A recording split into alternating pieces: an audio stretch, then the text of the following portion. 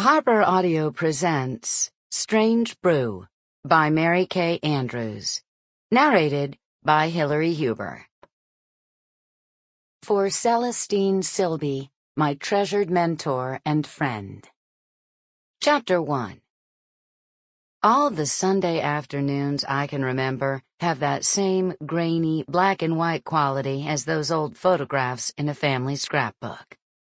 Edna and I are at home. She's cooking, a chicken probably, or a roast, and I'm doing the things I always do on Sundays, lounging around the house, maybe working in the yard, reading the paper, or watching an old movie on television. We sit on the porch, my mother and I, wave at the neighbors as they drive by, cuss out the politicians, or the Atlanta Braves, or the weather, or each other. It don't mean a thing. Nothing happens, nothing changes. It's a lie we tell each other, a charm to keep us safe, like the tiny gold St. Christopher's medal Edna wears on a fine gold chain around her neck. My daddy gave Edna the medal when he got sick and knew he would die.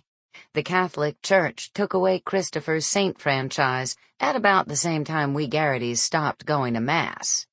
Edna doesn't really believe in saints, but she believes if she acts like she believes, something good could happen.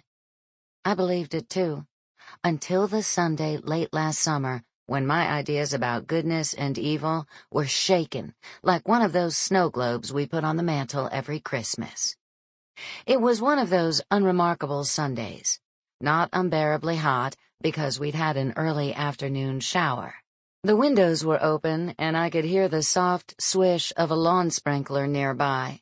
I was inside the house watching an old gangster movie. I think George Raft was in it.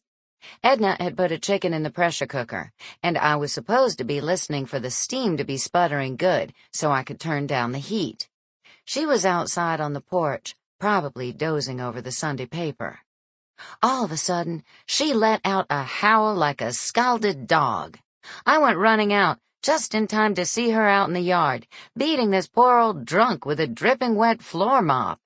She chased him down Oakdale, halfway to DeKalb Avenue, his pants still at half-mast around his knees, her pink terry cloth house shoes slapping against her bare feet, and all the while she was right behind him, jabbing the wet mop at him like a bayonet.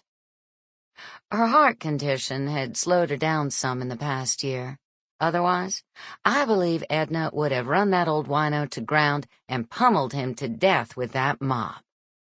As it was, she stopped chasing him only because I went after her and dragged her home by the arm.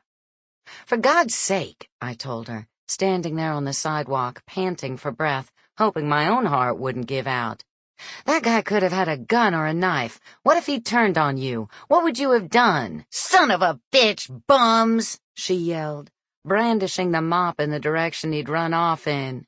"The son of a bitch was using my yard as an outhouse. I saw him, Jules. He came right up to the edge of the porch and took a crap on my gardenia bush."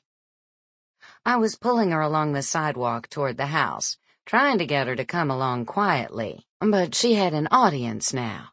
Neighbors had heard her screams, and dogs were barking, and people were standing at the edge of the street or on their own porches to see what was going on. Old Mr. Byerly across the street met us by the driveway. Homer, his Boston Terrier, was barking and snarling and running in circles around Mr. Byerly's feet. "I seen him, Callahan," Mr. Byerly said, working his toothless gums in agitation. "It's that same damned wino I caught sleeping in my car last week. Stank up the Buick so bad I had to use a whole bottle of Pine Sol on it. I think he's been sneaking around my back porch, too, stealing Homer's food. Homer ain't never eat a whole box of Gaines burgers in 1 week. Have you, buddy?" Homer lifted a black and white leg and directed a good-natured stream of urine at Mr. Byerly's work shoe. "It's awful," Edna said. "Awful. Decent folk shouldn't have to put up with this, and I intend to put a stop to it." But her chest was heaving so hard she couldn't say more. The chase had done her in. I slipped my arm around her shoulder. "Come on, Ma," I said. "Let's go on inside and check on your chicken. You'll have a stroke. Sample complete. Ready to continue?